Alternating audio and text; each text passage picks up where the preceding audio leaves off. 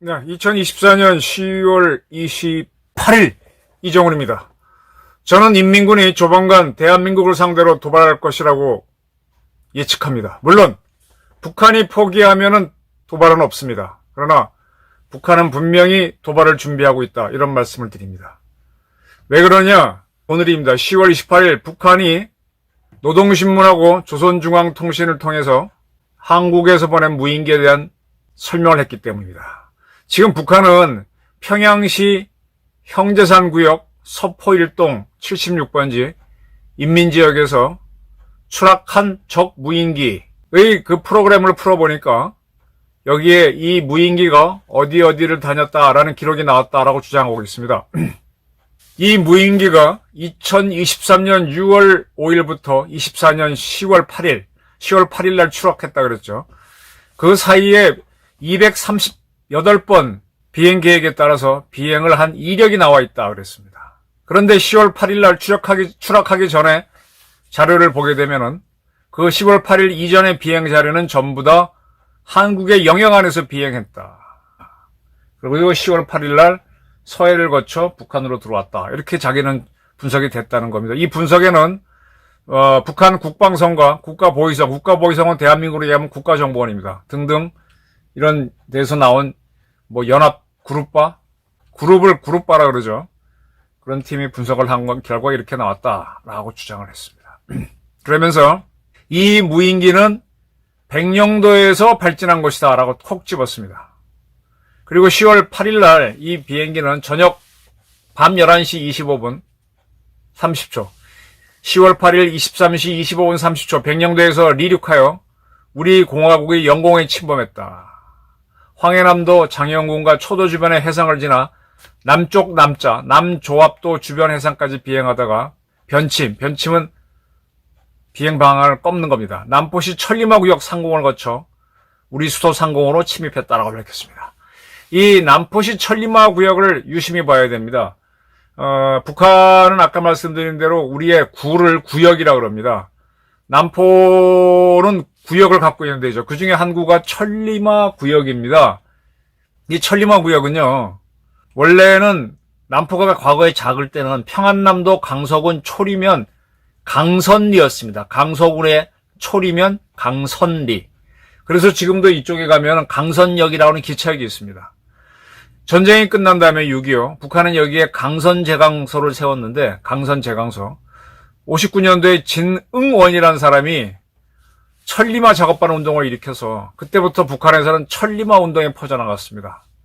그래서 이 강선제강소는 천리마 제강연합기업소로 이름을 바꾸고 이 강선리는 남포시에 편입되면서 강선리 일대는 천리마 구역으로 이름이 바뀝니다. 이 천리마 구역에 천리마 제강연합기업소가 있는데 이쪽으로 한국에서 간 무인기가 지나갔다는 거죠. 근데 이 천리마 제강연합기업소 안에 북한이 우라늄 농축을 하는 기지가 있습니다. 이 제강소 안에 있는 걸로 보고 있습니다.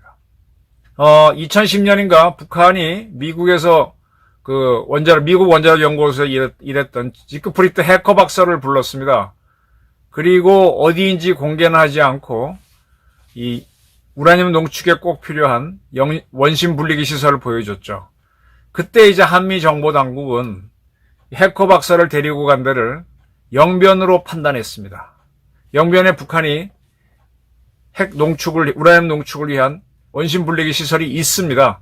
근데 그거는 영변은 북한이 우리로 얘기하면 원자력 연구원이죠. 그래서 거기는 연구용으로 하는 거고, 요거를 본격 생산용으로 만든 게 남포시 강성구역 천리마 제강소 안에 있는 강선 공장입니다.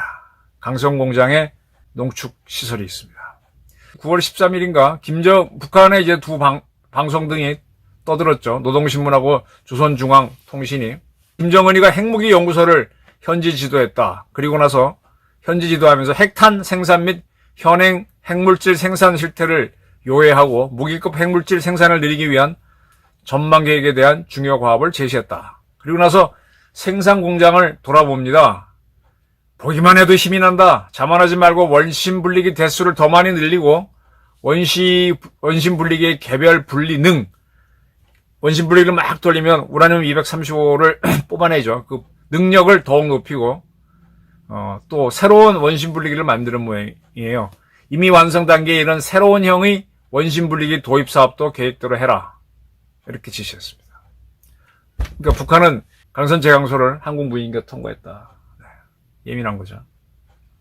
지금 북한은요, 아까 말한 대로 이제 백령도에서 이륙한 비행기가, 무인기가 자기네 수도에 들어와서 추락했다라고 밝혔고, 그러면서 이렇게 주장했습니다. 우리 공화국에 대한 주권 침해 행위가 재발하는 경우 모든 환난의 근원지, 도발의 원점은 우리의 가혹한 공세적 행동에 의해 영영 사라지게 될 것이다. 폭격을 하겠다고 했습니다. 요거와 관련해 유의해서 볼게. 10월 12일 조선인민군 총참모부가 전방에 4251 군단, 4개 군단이 있는데 그 각 군단마다 포병여단이 있는데 이 각 군단에 2개씩 있는데 전시 정원 편제대로, 전시 정원 편제라는 거는 우리 군도 이 동원 예비군이 들어야만 완전 인원이 닥찹니다. 그래서 예비군이 빠진 상태에서 한 80% 부족한 상태에서 운영을 합니다. 인민군도 그런 모양이죠. 근데 전시가 되면 동원 예비군이 들어와서 100% 채우는데 그게 전시 정원 편제대로 완전 무장하는 겁니다. 그렇게 8개 표병의 날을 꾸미고 다음 날인 13일 20시까지 사격대기 태세로 전환해라. 하루 만에 사격할 수 있는 준비 태세로 전환해라. 그리고 작전 보장 사업을 완료하라. 이렇게 작전 지시가 떨어지면은 군수를 해줘야 되고 여러 가지 지원이 있어야죠. 정보가. 그런 작전 보장 사업을 완전 하라 지시를 내렸습니다. 그럼 북한은 10월 13일 이후 완전 사격할 수 있는 준비 태세로 들어갔는데 그래놓고 지금 백령도에서 이륙한 비행기가 평양에 들어왔다라고 밝혔습니다. 그리고 다시 한번 하게 되면은 도발 원점을 영영 사라지게 하겠다라고 선언했습니다. 이런 가운데 지금 북한이 러시아에 파병을 했습니다. 그 중에 일부 부대는 쿠르스크 지역으로 이미 이동해서 현지에 가 있고 또 일부는 하브롭스크에서 훈련을 하고 현지 적응하고 있죠. 한 2주도 적응 훈련을 안 하고 바로 쿠르스크로 가는 것 같아요. 그리고 이제 10,000명 가까운 부대가 추가로 아직 대기 중인데 러시아로 들어갈 겁니다. 쭉쭉 빠져나갈 겁니다. 여기에 대해서 지금 전 세계가 비난하고 있고 특히 대한민국에서는 격렬한 비난이 나오죠. 김정은 입장에서는 이 대한민국에서 나오는 비난이 커지면은 대한민국에서는 주사파가 힘을 잃습니다. 민주당이 지금 한참 잘 나가는데 민주당이 지금 계속 김건희 특검 하자고 밀어붙였잖아요. 그래서 북한도 마리 앙뚜아네트 뺨칠 김건희 왕비님 이렇게 해서 삐라를 뿌리고 있는 겁니다. 근데 북한이 파병한 것에 대한 비난 목소리가 높아지면 민주당이 힘을 잃거든, 좌파도 힘을 잃거든. 그러니까 윤석열 정권을 한방 때려야 됩니다. 그래야 겁을 내서 러시아에 파병하는 것에 대해서 목소리가 잦아들고 반대로 김건희를 특검하자는 힘이었죠. 그래서 저는 북한이 콕 집어서 어디냐, 서해 5소, 백령도를 비롯한 서해 5도겠죠. 그쪽을 일단 노리고 여의치 않으면 전방에서 포격전을 준비를 다 했다라고 합니다. 한반도에서 일어날 가능성이 높아졌다는 거죠. 여기에 대해서 지금 우리가 아무것도 모르고 있다 그러면 우리는 깨지는 거고 저만 경고하는 건데 저도 여기에 대해서는 더 이상은 알지 못해요. 지금 우리 김영현 장관 등이 북한들 쇼하고 있다 그러는데 그들도 저만큼 군을 아니까 아마 대비를 하고 있을 겁니다. 제가 지금 전방 지역 안 가봤는데 우리 전방 군단의 포병들, 사단의 포병들도 전원 방열한 상태에서 대기하고 있을 겁니다. 북한이 한 발만 쏘면 어마어마한 폭격이 들어갈 겁니다. 이번에 이란이 이스라엘한테 고스란히 맞았듯이 우리의 포병이 때린 것과 동시에 F-15, F-16, F-35, 특히 F-35가 들어가서 스텔스 작전 상태로 폭격하기 시작한 북한은 답이 없죠. 북한이 한쪽을 때리다가 그들이 도발 원점이라고 생각한 데를 때리다가 다른 데를 때리면 다른 데에서 쏘게 되면 이쪽에서 대응하면서 확산될 가능성은 있지만 확산되는 즉시 인민군이 초토화되는 그런 사태가 벌어질 수 있습니다. 이걸 못 막으면은 비등비등한 싸움이 포격전이 되면은 윤석열 정부는 망합니다. 윤 대통령은 탄핵될 겁니다. 지금 윤 대통령은 굉장히 절박합니다. 김정은은 김정은대로 지금 돈을 벌기 위해서 파병을 했는데 대한민국에서 그것 때문에 반북 분위기가 일어나서 지금 김건희 특검, 최혜병 특검 해서 신나게 보수파를 코너에 몰아넣는데 그게 바뀌면 자기는 불리하니까 때릴 겁니다. 윤석열 대통령은 이번에 지면은 진짜 골로 갑니다. 북한이 포격을 할 경우에 누가 웃을까요? 윤석열 대통령이 살려면 딱 한 방 날라오는 순간에 탕 터졌다는 순간에 착사를 내는 겁니다. 그리고 한 발도 우리가 완벽히 막아내야 되죠. 한 발이 아니라 북한이 많이 쏘겠죠. 다다다닥 막아내고 박살내고. 딴 데 쏠려면 박살내고. 그렇게 하면 윤 대통령 지지율은 확 올라갈 겁니다. 북한도 이 러시아에 파병했던 부대를 주춤하게 되죠. 한국이 쳐들어올까 봐. 러시아도 겁먹고. 만약에 여기서 뚫려버린다 그러면 미국도 당황하고 윤석열 대통령은 자리에 있기 어려울 겁니다.